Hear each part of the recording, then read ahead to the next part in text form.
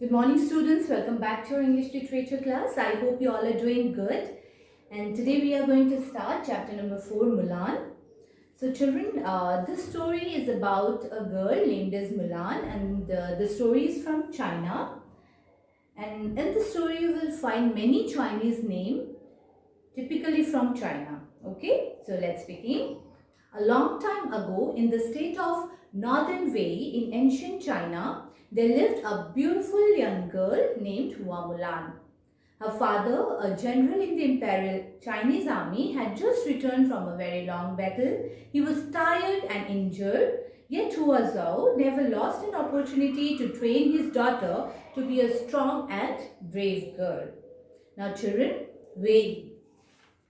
How we have northern India and southern India, accordingly they have northern Wei and southern India, southern Wei. Okay, so Wei is the name of a place. Okay, so this story is about the state of northern Wei in ancient China. Ancient China means this is stories from China long time back. Okay, and the story is about a girl named as Hua Mulan. Okay, and her father, a general in the Imperial Chinese army, had just returned from a very long battle. Imperial means army of the king. Okay, so Mulan's father is a brave general in the king's army. Okay, had just returned from a very long battle. So the writer says at the beginning of the story that he had just returned from the battle, okay, and he was tired and injured. So in ancient days, battle used to be very tiring, and even today it is tiring, but on those days everything based on manual strength. So when a person returns, used to be very tired because must have sustained many injuries. Okay, so he was very tired. Yet Hua Zhao never lost an opportunity to train his daughter to be a strong and brave girl. Despite of all these things, Mulan's father, Hua Zhao, he always wanted to train her daughter. Okay, so because he wanted him to be a strong and a brave girl. So here you can see in the picture that training is going on, wherein one horse is led by his father, wherein on another horse you can see that Mulan is there. Okay, and he says to Mulan on the other horse, "Come on Mulan, ride your horse faster." And Mulan said, "Yes father." Okay, now let's see what happened next. One day news comes that the Huns had invaded China.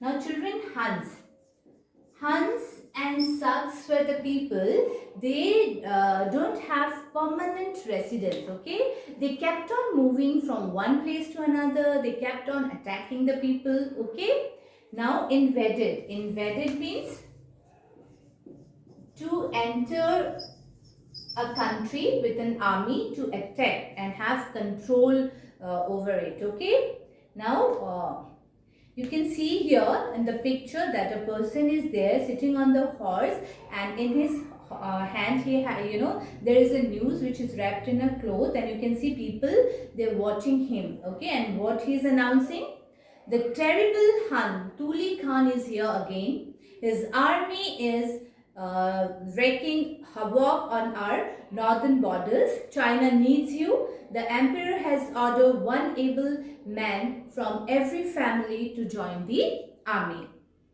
Now, uh, who has entered? Tuli Khan. Now, Tuli Khan is the leader of the army. Okay, and the people from the northern borders, they are suffering and struggling because of the attack, and China as a country needs the service of its citizen. Okay, so the ultimate news is that one person from every family will have to join the army, and the person should be an able man. Okay, now let's see what happened next. Mulan realizes that her father is too old and tired to fight in another battle. Her brother is too young. So there are three persons in Mulan's family. Her father is too old, okay, and he has just returned from the battle, and her brother is too young. So from the story it appears that as the news was that one able person has to join from every family. So Mulan was thinking that she should join. Okay, so she has changed her clothes. She put the cloth of of a man and changed her name. Okay. In the quiet darkness of the night, Mulan rides away on her father's trusted horse. So you can see here in the right side of the pic. Alright. Now at the army training camp, Mulan practices with trained soldiers. So as depicted in the left bottom in picture, it is the training camp wherein Mulan, she is thinking, I have never practiced with anyone other than my father. I have to be as good as these soldiers. So Mulan, she was thinking, she was just making her mind and she was thinking that she should be as good as these soldiers, okay? And she has got the reward which we can see here, okay? 2 months later, Mulan's efforts are rewarded. So, Mulan's effort is recognized and she is rewarded. She is appointed as second in command by the commanding officer, Fa Ling. So, who is the commanding officer of Mulan? Fa Ling. Okay, now children, in army, the person who lead the troops is known as the commanding officer, and below him the next person is known as second in command, who is appointed by the commanding officer. So here you can see that Fa Ling, the commanding officer, has appointed Hua Li, Mulan, as the second in command because of her hard work. Okay. So Mulan said, thank you sir, I will not disappoint you. Okay. So now let's see what happened next.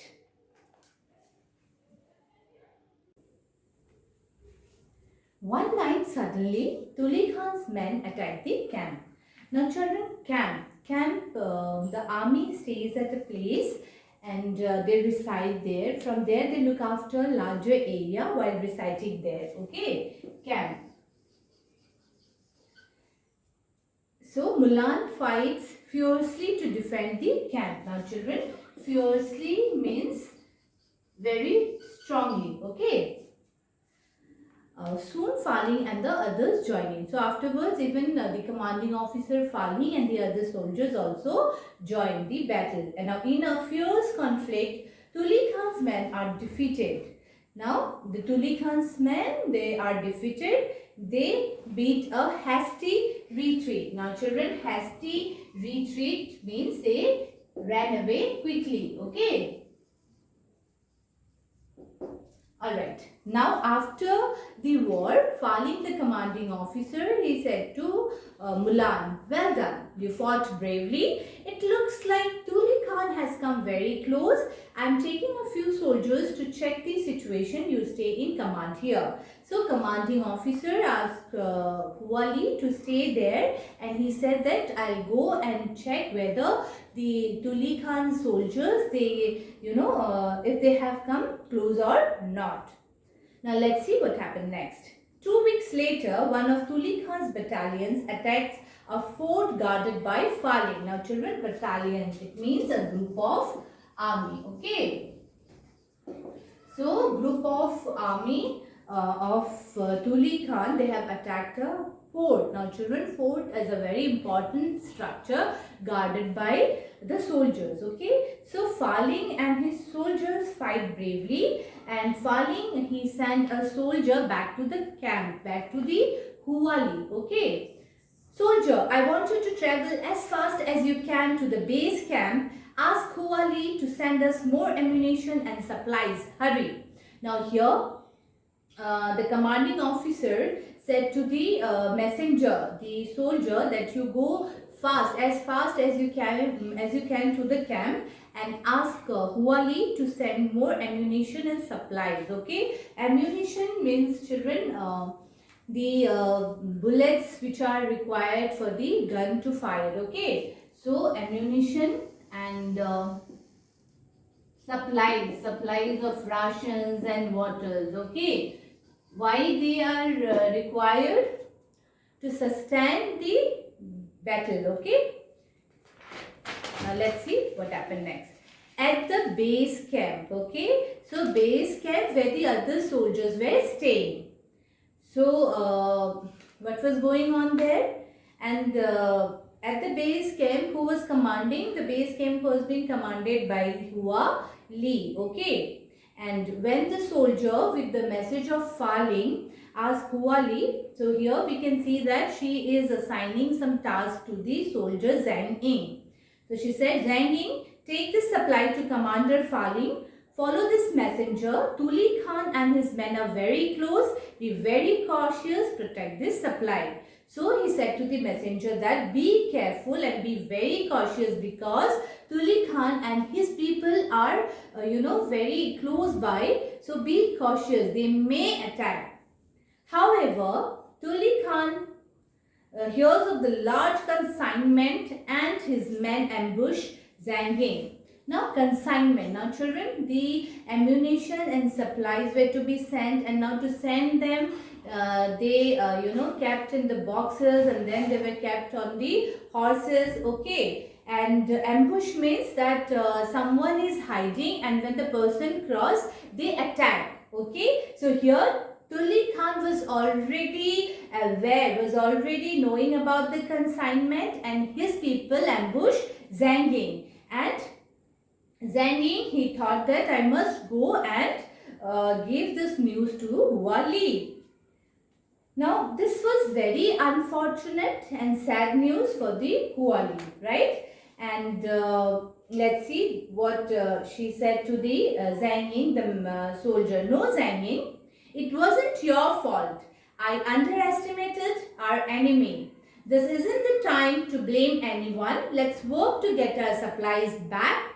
Commander Ling is waiting for them. So children, see here the true quality of the leader. Hua Li, she has the true quality of the leader, because instead of blaming the soldier, she could have said that it was all because of you. You should have been more careful, more cautious. But instead of that, she took the blame on her. She said that I understand. I understand. Okay, because I underestimated our enemy. Okay, and now children, just look at the another quality. She said that instead of just thinking about the loss, she started thinking about the future, and she said that we need to work hard to get our supplies back because Commander Fa Ling is waiting for them. Okay, now let's see what happened next.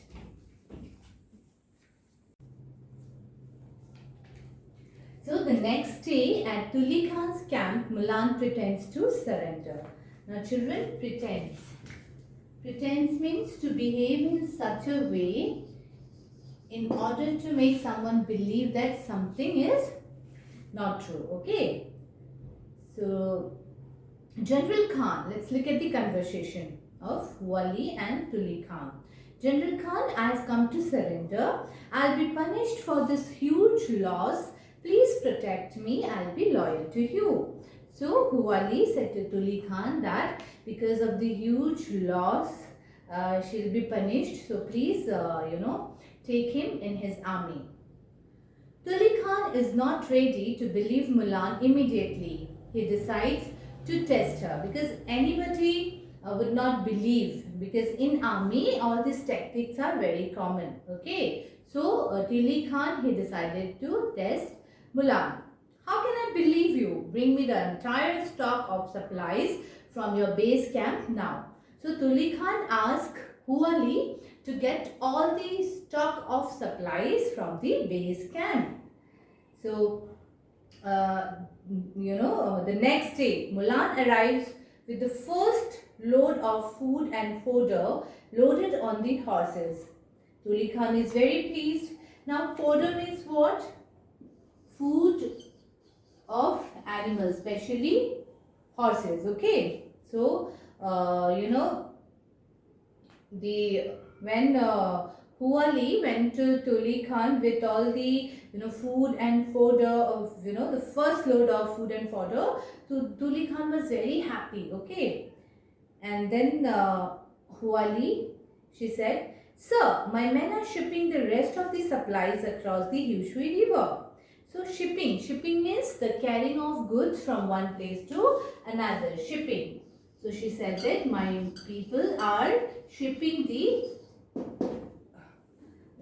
the rest of the supplies across the Yushui River. But the supply isn't delivered even after 4 hours. So even after 4 hours, the supplies are not delivered. The general loses his patience and gets angry. So now Hua Li said to Tuli Khan, "Sir, why don't you come to the river yourself? I am not as commanding a leader as you. They will obey you." So Tuli Khan said that, "Why don't you come? You are such a great commanding officer, and when you will say, they will obey you." The arrogant Khan believes Mulan's word. Now arrogant means thinking that you are better than anyone, okay, and more important than the other people. Arrogant. So the arrogant Tuli Khan, he believed Mulan's words, okay. With a small army of his soldiers, he crosses over the Yushui River, and in no time, Hua Li's soldiers who were hiding among the supplies overpower Khan, okay. So Tuli Khan with small army, he crosses over the Yushui River, and there already Hua Li's soldiers were hiding, and they overpower Khan. So overpower means to be too strong for somebody. Overpower. Okay. Mulan and her men take the captives and retrieve supplies to Commander Fa Ling's fort. Now captives means kept as a prisoner. Okay. Now the commanding officer Fa Ling said to Hua Li that, "You have saved China, Hua Li. I'll take you to the emperor." So he said that, "You have saved China, and now I'll take you to the emperor." And now let's see what happened at the emperor's court. "Hua Li, you will be my supreme commander. Now ask whatever you wish." So the emperor was very happy, and he said to Hua Li that, "You will be my supreme commander, and you can ask anything, whatever you want." So here, see the reply. Let's look at the reply of Hua Li. "Your Majesty, all of us fought and won together." Now see, this is again one very important quality of Hua Li. She said that it's not only effort, mine effort. We all fought together and we won together. "I have served my country. Now I must return to my old parents and do my duty as their child." So she said that, "I have served my country. Now let me do my duty as a child, and now I want to look after my old parents. Please allow me to go my home." So the emperor grants Mulan permission to go home. "A brave daughter, welcome home." So here in the picture you can see that Mulan's father welcoming his daughter Mulan. Okay, so with this we have completed our story. Children, please go through the story and read at least twice. Thank you. Have a great day.